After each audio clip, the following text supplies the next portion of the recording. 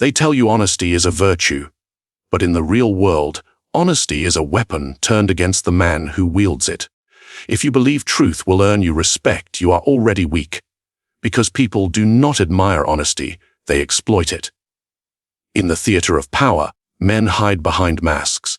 They lie not out of malice, but out of necessity, because survival demands it. The honest man, however, walks into this arena naked, stripped of armor, bleeding his secrets into the hands of others. He thinks his truth will buy him loyalty, yet it only buys him chains.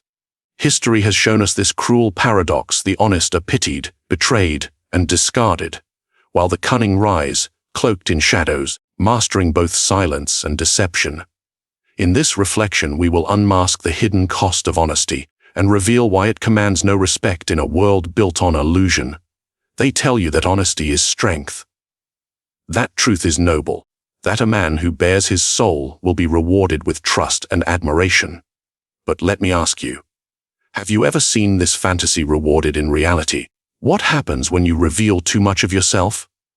When you speak your mind without calculation, do you gain respect, or do you hand others the very weapon they will one day use to destroy you? The honest man believes he is righteous, yet righteousness does not shield him from the cruelty of human nature. It only makes him a spectacle, easily read, easily judged, easily broken. His words, spoken without restraint, become tools for sharper players who know how to twist them, distort them, and turn them against him. Consider the court of kings and princes. Do you think the man who blurts the truth survives? No, he is remembered as a fool, or worse, a liability. In every court, the tongue was a blade. To wield it carelessly is suicide. Look to history. Take Sir Thomas More of England, praised for his unshakable honesty. His refusal to bend his words before Henry V cost him his head. Was his honesty respected? No, it was admired only after his death, when it no longer posed a threat. The man lost his life. Others used his virtue as a symbol, but in the moment he was discarded. This is the fate of the honest man. Admired in theory, sacrificed in practice. Ask yourself, why do people say they want honesty? It is because honesty makes you predictable. It exposes your motives, your fears, your limits. And when others know these things, they can calculate your every move. A man who cannot keep his truth hidden is a man who cannot play the game of power. Psychology has long observed this. Human beings are predators of information. When you open yourself freely, others feel no respect. They feel opportunity. They see where you are soft, and they press against that weakness until you break. Have you noticed how people rarely respect those who confess everything? At best, they feel pity. At worst, contempt. The open soul is not seen as strong, but as Nava, and in the hierarchy of survival, naivety is the scent of blood in the water. Think of the liar, the strategist, the one who conceals. He commands intrigue.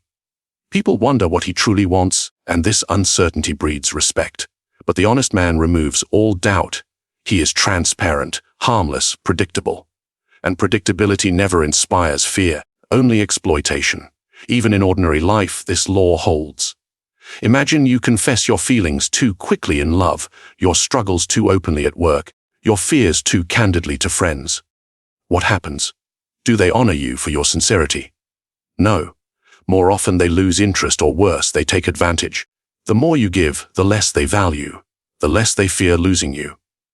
Respect comes not from exposure, but from restraint. Why is honesty weakness? Because it is surrender. To be honest is to say, I trust you with my truth. I lay down my defenses. Do with me as you will. It is the equivalent of handing your enemy the keys to your fortress and hoping he spares you. He may smile, he may praise your noble gesture, but in his heart he already knows. He owns you. Understand this: every truth you speak must be weighed. Every word a calculation. Ask yourself, does this truth make me stronger or weaker? Does it give me leverage, or does it give leverage to another? If the answer is the latter, silence is the only wise path. The honest man may live in peace with his conscience, but he will not live in peace with the world, for the world does not reward naked virtue. It rewards the mask, the armor, the ability to conceal what must remain hidden until the proper time. Yes, there are moments when honesty can be useful, but never freely given.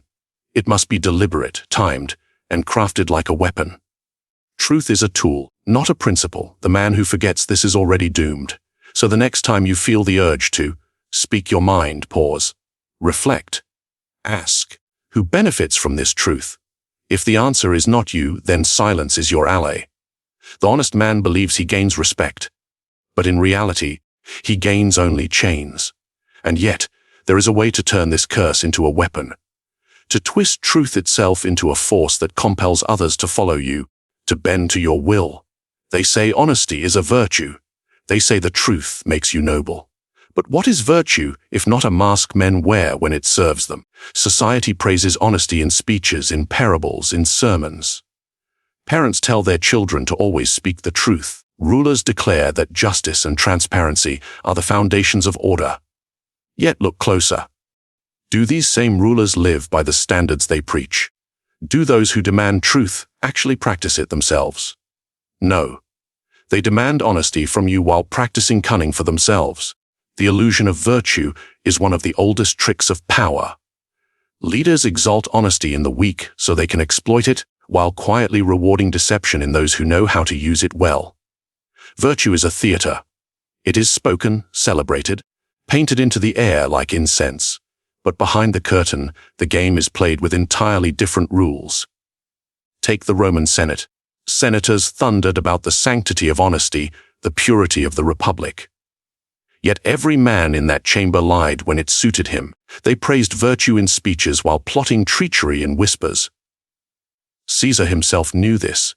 He played the game of appearances, cloaking his ambition in the language of service, while every step carried him closer to absolute power. Virtue was his mask. Power was his aim. This is how society functions. It cannot admit that cunning, silence, and deception hold true value. Instead, it wraps those truths in moral fabric. It tells you to be honest, so you will be easy to control. It rewards those who nod to virtue in public, even as they discard it in private. Have you ever noticed how the workplace celebrates openness and honest feedback? They preach transparency, but punish those who reveal too much. The employee who speaks his mind becomes a problem, while the one who cloaks his words in diplomacy rises quietly through the ranks. This is the illusion of virtue in its modern form. Why does this illusion persist? Because people need to believe in ideals. They need the fantasy of a just world where honesty and virtue triumph. It comforts them. It gives them faith in a system that is, in reality, built on manipulation. And those in power understand this weakness. They know the masses cling to appearances, so they give them appearances. Virtue becomes theater. The audience cheers the actors who look pure, who sound honest, who wear the mask well. Meanwhile, the stagehands, the cunning players who never reveal themselves fully, pull the strings from behind the curtain. Psychology confirms this pattern. Human beings are not drawn to the truth itself, but to the appearance of truth. Studies show that confidence, presentation, and emotional control persuade far more than factual accuracy. This is why liars often appear more believable than honest men. They craft their stories, rehearse their gestures, wear their mask of sincerity. The honest man stumbles, hesitates, reveals too much. And so the liar is rewarded, while the truth teller is ignored. What is the lesson here? That virtue, as the world praises it, is an illusion. Honesty is celebrated in words, but in action it is punished. The cunning man understands this contradiction and exploits it. He gives people the appearance of honesty when it benefits him, but he never shackles himself to truth when it weakens him. Consider religion. Every faith praises honesty, yet its leaders have long mastered the art of strategic deception. Promises of salvation, visions of purity, proclamations of moral perfection, all illusions designed to maintain order and obedience. The masses believe, the leaders maneuver. Virtue is preached, power is pursued. The illusion of virtue is so effective because most men desperately want to believe it is real. They want to believe honesty is rewarded. They want to believe goodness triumphs. And so they never question the contradiction. They condemn dishonesty in others, yet quietly admire those who know how to bend the rules and still rise. Have you not seen this in your own life? The man who lies smoothly in negotiations walks away richer. The woman who flatters and conceals her true opinions gains allies, while the blunt truth teller is cast aside. People praise honesty with their lips but respect cunning with their actions. This is the brutal truth. The world does not care about virtue. It cares about the appearance of virtue. And if you are wise, you will give it exactly that appearance. So, should you abandon virtue entirely? No, you must master it as theater. Learn to wear the mask of honesty when eyes are upon you, while hiding your calculations beneath the surface. Give them the illusion, but never bind yourself to it. For the man who believes too deeply in the virtue he preaches is the easiest man to destroy. The illusion of virtue keeps the world in motion. It is the stage where actors wear white robes while plotting in shadows. If you understand this, you can move unseen, while others are blinded by the glow of false honesty. But there is another level still. Not only must you recognize the illusion, you must understand how predators use it directly against the honest. The world is not ruled by the honest. It is ruled by predators, those who understand that truth is not a duty, but a weapon. Have you noticed? The most powerful men in history were not those who told the truth, but those who knew when to twist it. Those who cloaked their intentions, deceived their rivals, and struck when least expected. This is the predator's advantage. The predator understands that human beings are not rational creatures. They are emotional, impulsive, desperate for certainty. And so, he gives them certainty, even if it is a lie. He tells them what they want to hear, not what is real. The prey believes him, lowers their guard, and by the time they realize the truth, it is too late. Consider Napoleon. He promised his soldiers glory, riches, eternal honor. Many of these promises were illusions. Yet men followed him into slaughter, believing every word. He fed them lies that gave them strength, and with those lies, he built an empire. Could an honest man have done the same? Could he have told his troops, "You will starve, you will freeze, you will likely die, and France will forget you"? No army marches for truth. Armies march for illusions, and the predator knows this. Even in everyday life, this law holds. The cunning employee who flatters his superiors rises higher than the honest worker who complains of injustices. The lover who conceals his flaws maintains attraction longer than the one who reveals every weakness. The politician who lies with confidence wins over the one who admits inconvenient truths. Do you see the pattern? Power rewards the predator, not the prey. But why does the predator have such an advantage? It lies in psychology. Human beings are wired to seek comfort, not truth. They want reassurance, not brutal reality. The predator supplies that comfort. He tells a man he is respected, even if he is despised. He tells a woman she is loved, even if she is being used. These lies become chains stronger than steel, binding the prey willingly to their master. The honest man, by contrast, strips away illusions. He forces people to confront harsh realities they do not wish to see, and what happens? They turn against him. They resent him. They punish him for making them face truths they cannot bear. The predator thrives because he does the opposite. He feeds the illusions, and in doing so, he gains loyalty. History is littered with such examples. Look to the Medici of Florence. They did not rise by virtue of honesty. They rose by manipulation, by lending money with one hand while bribing, blackmailing, and deceiving with the other. Their dynasty endured because they understood the predator's law: rule not with truth, but with control of perception. And here is the harsh reality: you are surrounded by predators every day. They smile, they flatter, they nod at your words. But behind their eyes, they calculate. They wait for you to reveal too much, to trust too quickly, to assume honesty where there is none. And when you do, they strike. Tell me, have you never felt betrayed by someone you trusted? Never felt the sting of realizing that another person saw you as prey? That moment is the predator's victory.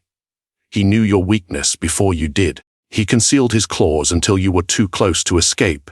This is the game. You are either predator or prey. To remain honest in a dishonest world is to invite exploitation. To survive, you must learn the predator's art, not to trust appearances, not to reveal your hand, and never to believe that truth will save you. Yet there is danger here. Not all predators succeed. Those who rely on deception without intelligence often fall into their own traps.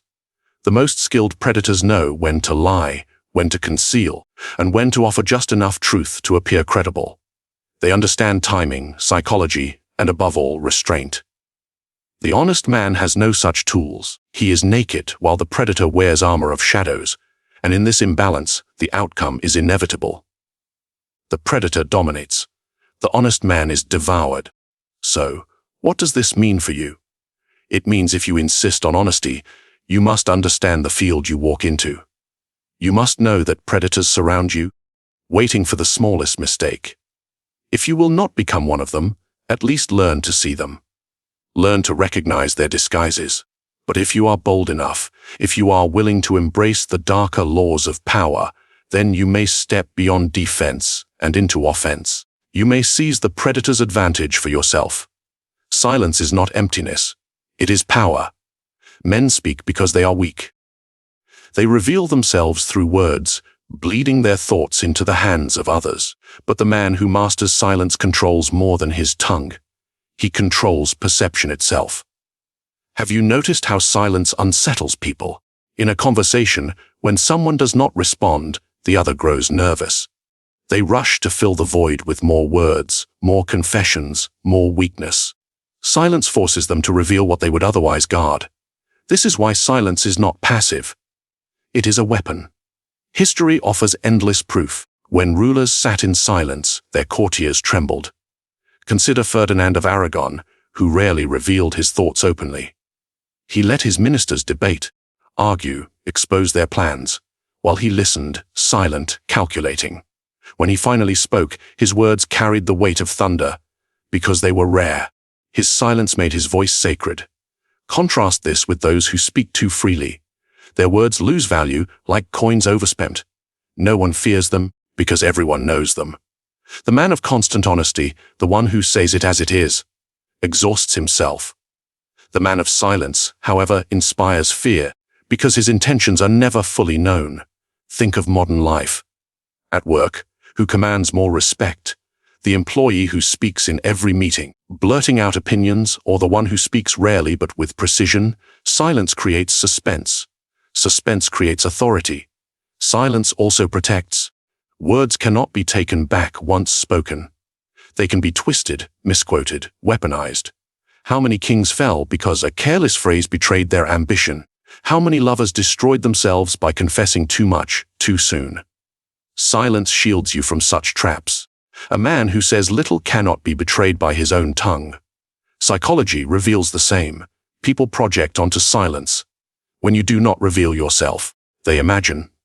They wonder what you are thinking, what you are planning, what you are hiding. And often, their imagination paints you as stronger, more mysterious, more dangerous than you actually are. That illusion serves you better than any truth. Do you recall the old saying, "Better to remain silent and be thought a fool than to speak and remove all doubt"? There is wisdom in it. But more than that, there is strategy. By withholding, you allow others to misjudge you. They underestimate you or they overestimate you. It matters not. Either way, you remain in control. Look again at predators in nature. The lion does not roar before it hunts. The serpent does not announce its strike. Power is quiet until the moment of attack. Human power follows the same law. Silence also creates fear. In arguments, the one who goes quiet first often wins. The other grows desperate, anxious, speaking faster, revealing more, trying to fill the void. Silence is dominance without action. It makes others wrestle with their own thoughts while you remain still. Consider Stalin. His silence in meetings was infamous. He would sit, unmoving, letting others speak until they drowned in their own words. Then, with a single sentence, he would decide their fate. His silence was not emptiness. It was a stage upon which others revealed themselves, often fatally. You may not seek to rule empires, but the principle is the same. In relationships, in business, in friendship. Silence makes others uneasy. It makes them chase your approval, guess at your feelings, confess more than they intended. Silence is leverage. But do not mistake silence for absence. It must be deliberate. It must be wielded with intent. To go silent without strategy is to vanish. To go silent with calculation is to dominate. So ask yourself, do you speak because you must, or because you cannot bear silence? Do you talk to convince others, or to soothe your own insecurity? If it is the latter, you have already surrendered. Learn to endure the discomfort of silence. Let others squirm under its weight. In time, they will reveal themselves while you reveal nothing. And when you do speak, your words will strike harder because they carry the aura of restraint. Power in silence lies in its paradox. You seem to do nothing, yet you achieve everything. You conceal your intentions, provoke fear, inspire respect, and guard yourself all at once. Few weapons offer so much for so little effort. The honest man fills the air with his words. The cunning man lets silence speak for him. One is predictable, the other untouchable. And yet, silence alone is not enough. For silence may protect, but it does not command. To command respect, one must know the delicate line between pity and fear. Respect and pity, two forces that appear similar, yet in reality are worlds apart. One elevates you, the other destroys you. But many men confuse the two. They think that being pitied is close to being respected. They believe that by showing their suffering, their honesty, their vulnerability, they will win admiration. Yet pity is not admiration. Pity is contempt disguised as compassion. Have you ever pitied someone? Truly pitied them? Did you admire them in that moment? Did you want to follow them, obey them, or trust them with power? No. Pity makes you feel superior. It places you above the one you pity. You look down, never up. This is why pity is poison for those who seek respect. History proves this without mercy. Consider Emperor Commodus of Rome. When he showed weakness, when he begged his guards for mercy, did they pity him into loyalty? No, they pitied him with disgust. They slaughtered him. Weak rulers are not preserved by pity, they are devoured by it. Respect is born from strength, from fear, from the perception that you cannot be broken easily. Pity, on the other hand, is born from exposure. From revealing too much of your suffering, too much of your truth, too much of your pain. The honest man often falls into this trap. He confesses his struggles openly, believing it will earn him closeness. And for a brief moment it might. People may nod, may even comfort him. But deep inside, they have placed him beneath them. They no longer look at him as an equal. They look at him as lesser. This happens in love as well. The lover who reveals his desperation, who pleads, who clings. He does not gain respect. He gains pity. And pity is the death of attraction. The respected man is desired, the pitied man is tolerated. Do you see how subtle this difference is? A man who appears unmoved in difficulty commands awe. A man who collapses under difficulty receives sympathy. And sympathy, though it feels warm in the moment, is cold in the long run. It weakens your standing. Even psychology shows this. Studies reveal that people admire those who endure pain with composure far more than those who display their suffering. The stoic inspires. The complainer is avoided. Respect requires strength, or at least the image of it. Consider the battlefield. Soldiers do not follow the general who cries openly of his fears. They follow the one who conceals them, who projects certainty even in chaos. Perhaps he feels terror inside, but he knows the truth. If his men pity him, they will not obey him. And what of daily life?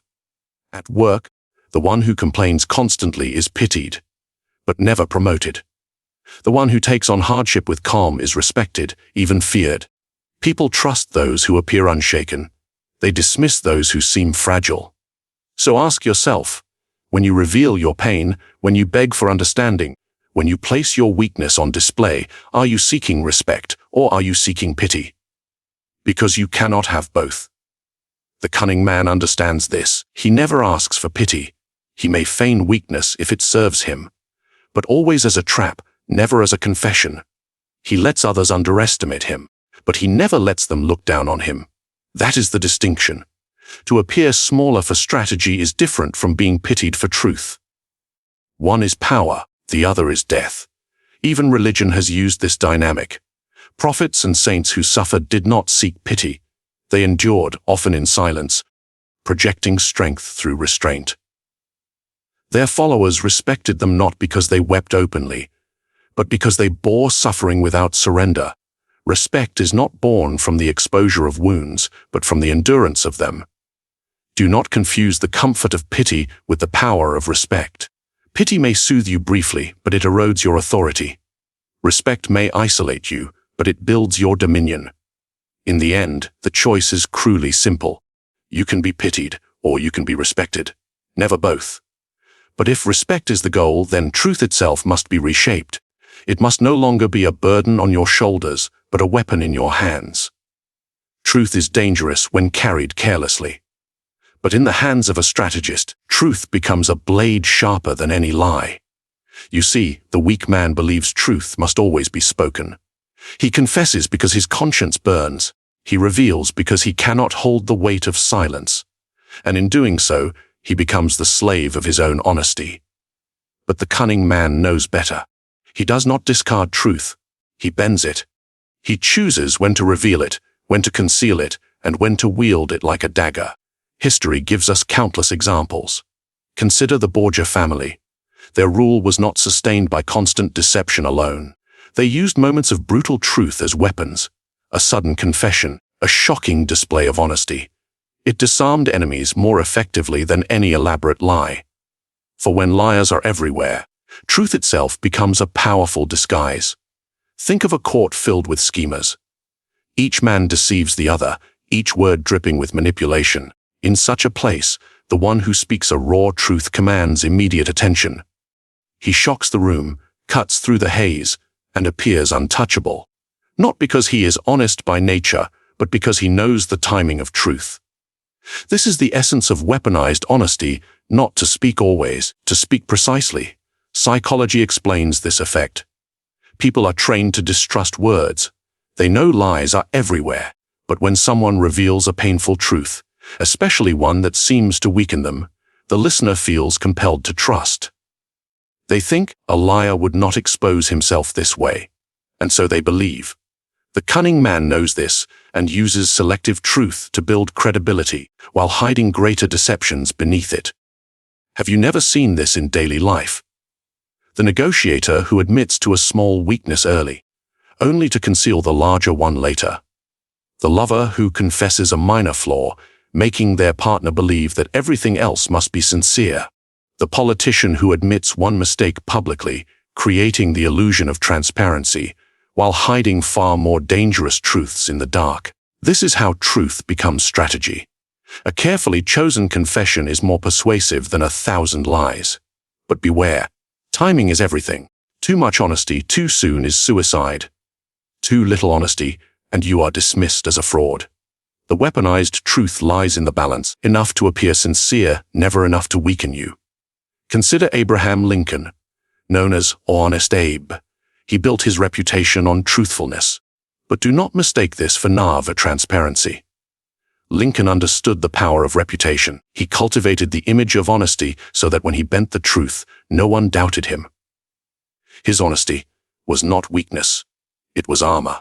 He weaponized the image of truth to make his lies invisible. This is the strategy you must learn. Truth is not a moral duty. It is a tool, a resource, a weapon in your arsenal. The question is not whether to use it, but how. Ask yourself, when you reveal something, what is your aim? To unburden yourself, or to influence another? If it is the former, you are weak. If it is the latter, you are dangerous. The weak man confesses because he cannot endure silence. The cunning man confesses because he knows silence alone will not achieve his goal. He selects his truth as a general selects a weapon. Carefully, deliberately, with intent to strike. And when truth is used this way, it carries more force than deception ever could. For lies fade. Truth, once spoken, cannot be denied. When you release it at the right moment, it cuts deeper than any manipulation. This is why the most feared rulers were not constant liars. They were masters of balance. They lied when it protected them, but they told truths when it conquered. Their enemies could never predict which was which, and that uncertainty gave them dominance. So, what is the final lesson? Do not discard truth, and do not worship it. Learn to weaponize it. Speak it when it wounds another more than it wounds you. Reveal it when it builds your power. Conceal it when it gives strength to an enemy. Truth is not the enemy of power. It is one of its most loyal servants, if you learn to command it. And yet, even this mastery is not the end. For beyond honesty, beyond deception, lies the ultimate question of survival. How do you control not only what others believe, but what they desire? Power is never taken openly. It is taken in silence, in shadows, in moments when others do not even realize they are being controlled. The honest man exposes himself. The cunning man conceals himself, and the master does more. He makes others believe they move freely when every step they take is guided by his hand. That is the essence of true control. Not force, not confession, but influence so subtle that they thank you while surrendering. Ask yourself, do you wish to be respected or pitied? Do you want to speak or to be obeyed? The answer defines whether you remain prey or ascend as predator. If this reflection has unsettled you, good. Truth should disturb. Power is not for the faint-hearted. Now I ask you, what do you see in the honest man? Weakness or misplaced faith? Leave your answer in the comments. Subscribe if you seek more strategies of control, deception, and survival. Share this with those who believe honesty alone will protect them. And remember, control is never given. It is taken.